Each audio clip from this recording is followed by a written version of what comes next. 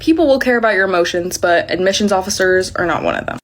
Oh, well, that's harsh. That was really harsh. Wow. We do care about your emotions. I'm Robert Penman, and I'm the Executive Director of Undergraduate Admissions at UC Davis. Before that, I worked on the admissions teams at UC Berkeley and UC Riverside. And if you're applying to UC, you've probably come across some social media videos telling you that they know the secret to getting in. I'm here to review those videos, and I'll tell you what's accurate and what advice you should probably stay away from. First of all, let me say something. If there's any influencer out there who's telling you, do X, do Y, you'll get into UC Berkeley, you're full of shit. What works for you, works for me, works for other people, may not work for you. Every single person has their own strengths. Every single person has their own weaknesses. There's no one size fits all.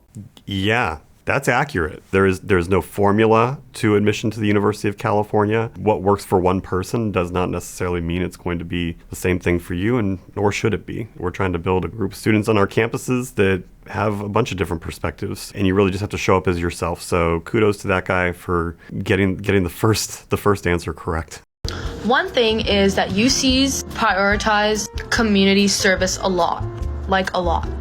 So make sure that's exemplified somewhere in your essays or in your extracurriculars list.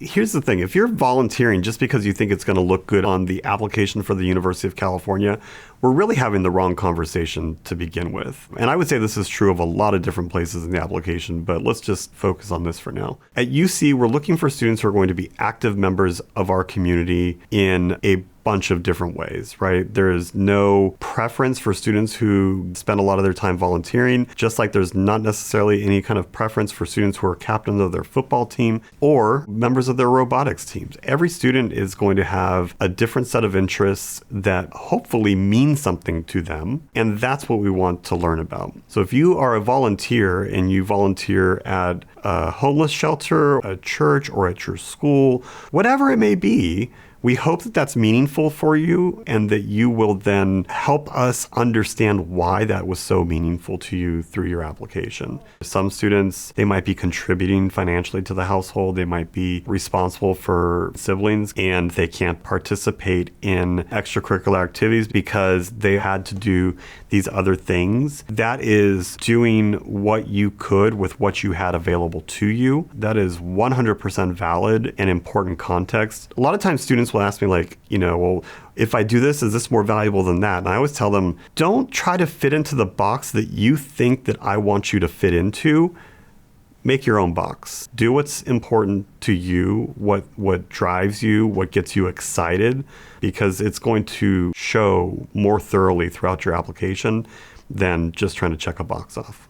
PIQ season is finally here, and it's super stressful, but I'm here to help you guys get into those UCs. Do not write a sob story. A lot of people just want to write about, oh my god, my life was so hard, my blah blah. Unless you kind of dealt with a lot of adversities that you directly overcame with kind of a more abstract solution. People will care about your emotions, but admissions officers are not one of them. Oh, well, that was really harsh. Wow. We do care about your emotions.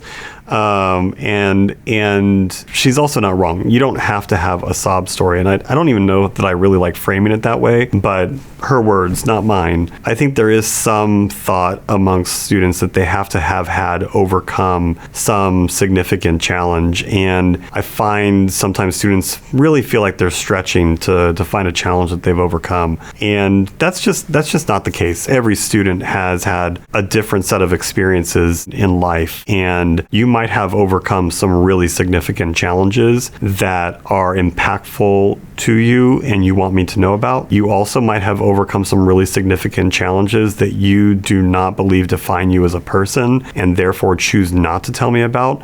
Both of those things are okay, as is not having had challenges and therefore not making anything up. That's also, all of those are acceptable. You don't have to have had a bunch of life challenges to be admitted to the university. And if you have had them and you want us to know about them, it's also okay to write about them. Listen up, if you are writing your UC Personal Insight questions, I have the formula for you on how to write those essays and write them successfully. Number 1 should be some kind of hook, including like a personal anecdote or anything that really grabs the reader's attention so that they'll pay attention to what you're saying. Personal insight questions, or the PIQs, are really meant to be kind of like an interview, like a conversation with the person reading your application. And so if I asked you to tell me about an example of how you show your leadership, I would not expect some hook or anything like that. I've seen applications where a student will start to write with, it was a dark and stormy night, and there was dark clouds on the horizon, and the thunder rolling in the background, the pitter-patter of raindrops on the tin roof, and so on and so forth. And I mean, it can be very, very beautiful writing, but you've now wasted like 3 lines of your personal insight question response telling me about that, and I've learned absolutely nothing about you, right? So you've missed some opportunities there to use that space wisely. There are 350 words allowed for each response. They're quite short. I think the most effective responses are just direct and treated as if we were just having a conversation. Colleges will look at the high school you go to and see the grade for that high school. So every high school has like a grade that determines how challenging your school is. There's a private high school and a public high school. Let's say the private high school notoriously is college preparatory. It gets higher scores, higher standards, considered smarter. It goes up on the rating for more challenging.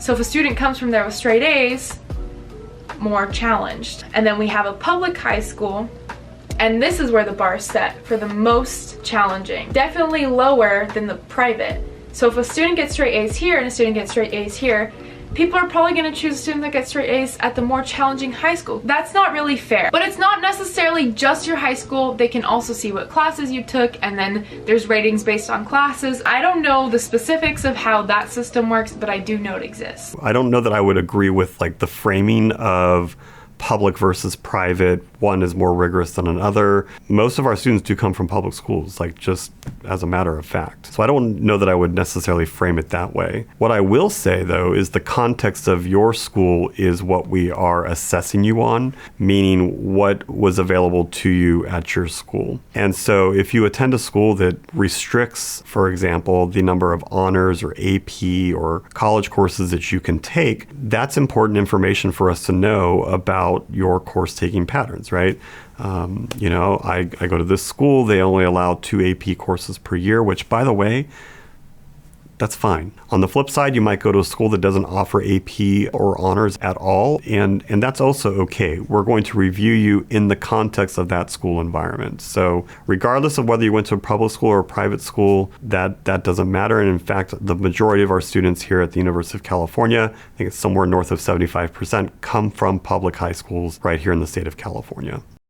Take on extracurriculars. Okay, I'm going to do lacrosse, basketball, softball, dance, and swim while figure skating. Yeah, I think that should be enough, right? And the key here is not to pick as many extracurriculars as possible and be bad at each and every one of them. You don't necessarily have to have 10 extracurriculars to impress the admissions team. All you really need is really just like one, but you have to be very good at it. You could be the top swimming champion, award-winning pottery maker, or you knit like 10 sweaters for homeless kittens. Whatever, just pick one thing to really focus on it and become really, really, really good. Yeah, I don't think that that's bad advice. I don't know that I would say, work to reduce it down to one and become really, really good at that one thing.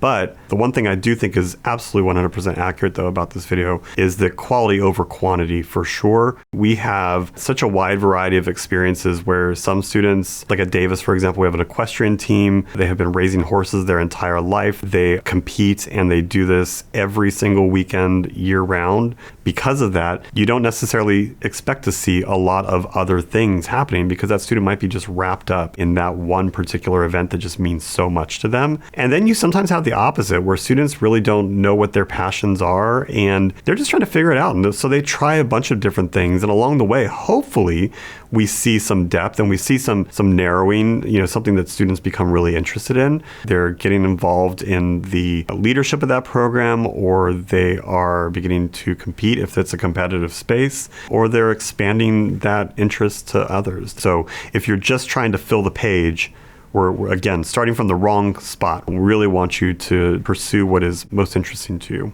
Okay, finally, my last piece of advice is to use every single resource that you have. Like, my school had this free college workshop thing, and a lot of my friends were embarrassed to go to those, but I was like, why? Like, this is not just the next 4 years of your life. Like, this is possibly your entire future onwards. Don't be embarrassed to ask your past teachers to help you proofread your PIQs. Don't be embarrassed to ask your friends. Taking advantage of resources that are available to you, 100% co-signed on this. If you're in California, actually, if you're anywhere in the country, anywhere in the world, we have dedicated territory managers that you can reach out to. Those folks are really there to help answer your questions. Reach out to our offices for assistance. We are a free resource. We run workshops all the time. We host them locally in your communities. We host them online. And so, use us as a resource as well. The best way to cook yourself when applying to UC schools is to write really bad PIQs. Do not be boring. There are many ways to be boring, and one of the easiest ways to do it is to repeat information that you've already included in other sections of the application. The PIQ essays are an opportunity for you to showcase other aspects of your personality, growth, or achievements that aren't fully explained elsewhere. Making sure to not repeat information, I think, is actually pretty good advice, particularly within the PIQs themselves. 4 personal insight questions that talk about the same situation or the same activity again and again and again and again, I think can be a missed opportunity. Students should try, if they can, to expand into multiple areas of their background to really provide a more full picture of who they are as a human being. You might be one of those students that has just a one-track thing. Like, you are just so into this one activity and it is the one thing that you do and the one thing you want me to know about you. Try to use at least a different example from that particular space so that we're get a little bit more complex understanding of who you are.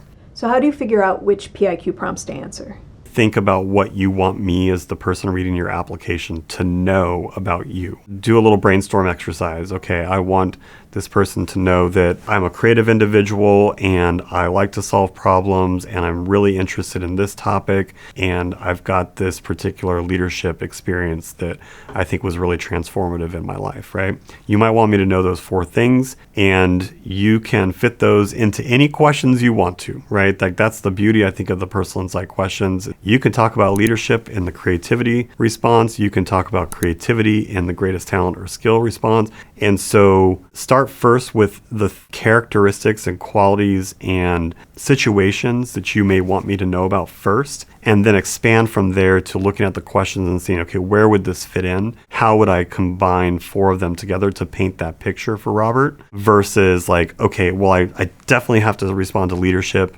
And I don't even know what I'm going to talk about, but I definitely have to respond to that. We're starting from the wrong lens there. So flip that around. Think about first what you want me to know, and then work your way into the questions. And of course, using cliches is probably the best way to be boring. I'm obviously not an admissions officer, but it probably gets really boring for them to read essays about divorce or sports injury over and over again. Keep in mind that over 140,000 people applied to UCLA last year, so you definitely want to differentiate yourself. I mean, look, sports injuries and divorce are realities of life, and for many students that may have had a very big impact on who they are and what they hope to achieve. Don't stay away from that because someone told you to avoid something that everybody's going to talk about. If that was a real, genuinely impactful situation that you want me as the person reading your application to know, lean in on it, right? You own the narrative and forget what the naysayers are telling you. We really want to hear your words as an individual. So if you start to talk about a parent's divorce or you talk about a sports injury, as this young man was saying, focus on impact to you,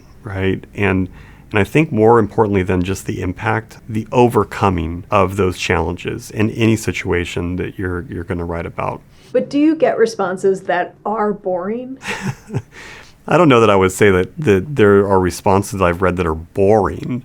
I think that there are responses that I've read that are maybe missed opportunities, right? To provide more color, provide more context. Stop worrying about like what you think I want to hear, because when I say all I want to hear about is you, I mean it. I really do mean it. And I want to hear about your life and your aspirations and what you want to study and why and how you might be a creative person or how you might have made your community better. Those are the things I want to hear about because they matter to you compared to a student who tries to fit in the box that they think I want them to fit in. I think ultimately falls flat because it's not genuine. I got this message today and it occurred to me I have never done a video on UC GPA cutoffs because guess what? They got them. If you're a California resident, the cutoff is a 3.0. It has to be a 3.0 or above in your UC GPA calculation, which I will elaborate on in a second. For out-of-state applicants, it's a 3.4 or above. The UCs, along with a number of other colleges, will recalculate your GPA based on their own criteria. For the UCs, it's your GPA in your A through G coursework. Most students applying to the University of California aren't just getting to the minimum. They're eager learners. They've gone beyond what's the minimum requirements. I think what's always going to be important here is that students are really researching each campus that they're going to apply to understand the relative level of competitiveness in the academic space and recognize that even within a campus like at Davis, one program might be more selective than another. And so your overall chances of admission are not always going to come straight down to GPAs either. That's important to note. I got into Brown, USC, and UCLA, and I'm a low-income student. I had no fancy internships, but I showed real impact on my activities section. This is how you can do it too to get into your dream school. If you ever tutored your siblings, that's leadership. If you've ever worked a part-time job, that's time management. If you've ever organized a community cleanup, that shows initiative. If you have a dream school, you don't need a perfect resume. You need the right framing of your story to craft it in a way where it hooks the college admissions and allows them to understand your full story through your activities section. That is 100% valid and an important context, because I think what she was trying to get at is it's taking me away from the ability to participate in these like really quote unquote prestigious extracurricular activities because she had to do these other things. That is doing what you could with what you had available to you, and that is important context. Students really are the owners of their own narrative. We really want to get to know as much about a student as we possibly can. And I don't think that she got in just because she is a low-income student with excellent extracurricular activities. I bet she has a really stellar academic record as well. You can get into your dream college even with a low GPA.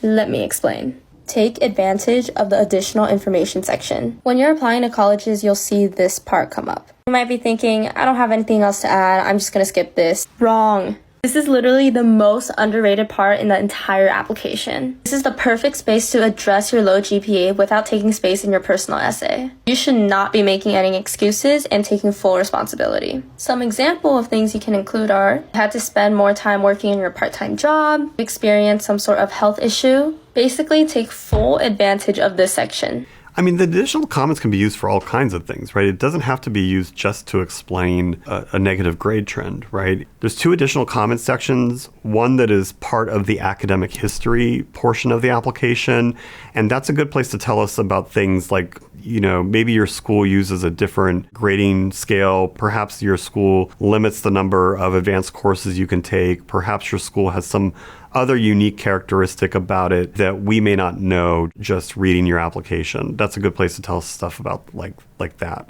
The additional comments that are part of the personal insight questions, it's a much longer response. I think it's 550 words, and you can tell us a lot of information in 550 words. This is a good space, I think, to really explain any challenges in your curriculum or any other contextual pieces of information that you think would be helpful for us to understand about you as we're reviewing your application. It's not mandatory, it's completely optional. I do think it can be underutilized, and I think that that's actually a pretty insightful point from this video, that it can be underutilized. So what is that one tip that is minor but crucial? It is to fill out your UC application using I statements in any of the writing segments. The activities and awards section, and the scholarship and program section. A lot of students tend to make the mistake of deviating from their role and tend to talk about the award itself rather than the role you played in getting that award or scholarship or program you participated in. In today's terms, let's just say you want to make yourself the main character. The program or scholarship or award should not be the main character, you should. Yeah, that's great advice. One thing about the University of California application is that it is very student driven. There are no counselor recommendations. There's no teacher recommendations. Your parents don't get to call us and tell us how wonderful you are. There's no interviews for most programs, right? And so we're not going to know anything about you unless you tell us. And this is the space to tell us about you and who you are. Number one missed opportunity I see when it comes to UC applications is the activities list. I had a student who was accepted to UCSD even though her GPA was lower than other students who were rejected, and she was certain that it was because she followed my advice for how to write strong activities list descriptions. I mean, we don't know what campuses or majors the student applied to that may have had an impact on the selectivity relatively, and I would never say that the extracurriculars are what got a student in. It's really the whole package. Write chunky descriptions. No 1 or 2 sentence answers for what you do. Here are some examples of extracurricular and community service activities. I take a little bit of issue with the advice on quote unquote chunky answers. The way that I would phrase this is that more is not always better, right? And that applies to the number of awards, activities, honors, and whatnot. It also applies to the way that you write the description. You don't have to have full sentences.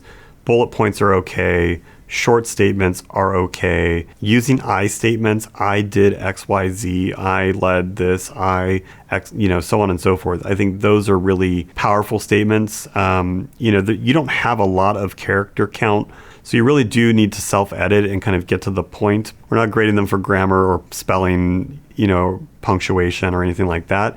But you do want to try to make it easy for the person reading the application to read it. Like in her example, she had the title, if there were titles held, positions held as part of a club, right up front. It makes it easier for the reader to immediately understand the scope rather than having to, we read every single word you put down on these things, so just make sure that's clear. But you can make it easier on us to get to that information quickly. Use numbers. Numbers are your best friend. Numbers are helpful for admissions officers to have a sense of scale because they don't know what your club is like. If you lead a club that's 50 people strong versus 10 people strong, then you need to make that differentiation. There are a lot of different numbers that you can include. Here's a short list. For awards or activities where we may not have a lot of context as to what it is, that can be really helpful for us to understand scope. It can help us, the advice on like the number of people in a club that you're leading can be helpful. I think her list was actually pretty good on that, like the types of things that some context around really helped to just kind of flush out our understanding of what the activity or the award is. If your family lives in California, you might assume your teen has an edge when applying to the University of California system, but that's not exactly the case. Here's how admissions typically works. International students are admitted first. They pay about $80,000 a year and must have guaranteed funds in an escrow account. Out-of-state students come next, paying around $70,000 a year. California students pay closer to $40,000 a year and are considered last in this process. Oh, this is so problematic. We read all of our first-year applicants at the same time. I mean, we don't split them out in cycles. We are the University of California, and so we're here to serve the students and people of the state of California, point blank. And that shows up in our enrollment numbers. 84% of our current undergraduates come from the state of California. So we admit far more California residents every year than we admit students from outside the state. The UC system promises that 25% of all students admitted will be from California, but that's measured across all campuses, not each one. That means schools like UC Merced and UC Riverside, which are great colleges, admit more in-state students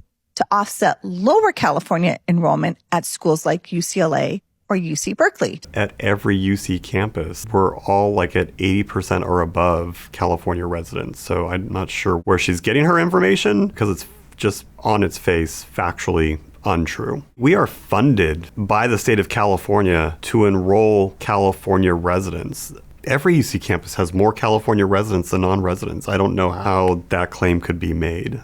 So now that I've watched all these videos, let me give you my tips. And I'll start with the one that I might have said the most, which is stop trying to fit into the box that you think I want you to fit into and make your own box, right? A lot of times students get so caught up in thinking about what I want to hear that you lose sight of who you are and what you are most passionate about. So really focus on yourself. Tip number 2, don't be afraid to reach out to our offices for assistance. We are a free resource. We answer our calls every day. We run workshops all the time. We host them locally in your communities. We host them online. So check out our websites. We're there for you to help guide you through this process. So don't be afraid to reach out. Tip number 3 is to explore all of your options throughout the University of California. You might be very familiar with the campus because you live nearby, and you might be less familiar with another campus because it's further away, or maybe your friends aren't applying or what have you. Each campus is unique and has a different vibe that might actually be a really good fit for you. Look at all of your options throughout the UC system.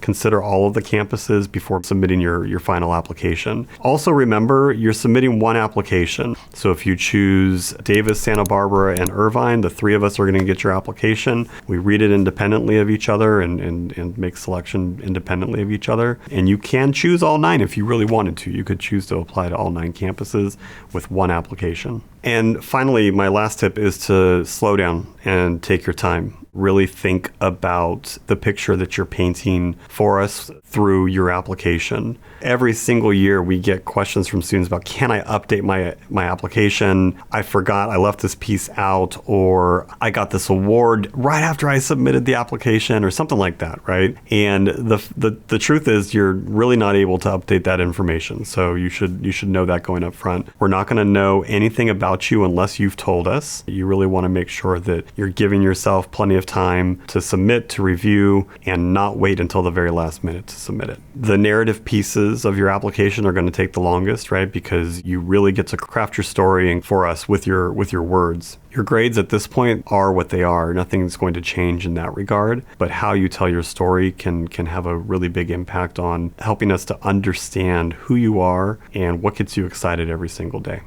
It is stressful, I understand, and I empathize a lot. We want you to know that we take a lot of care in this process to really slow down as well and read your applications thoroughly and read the whole thing before we make our decisions.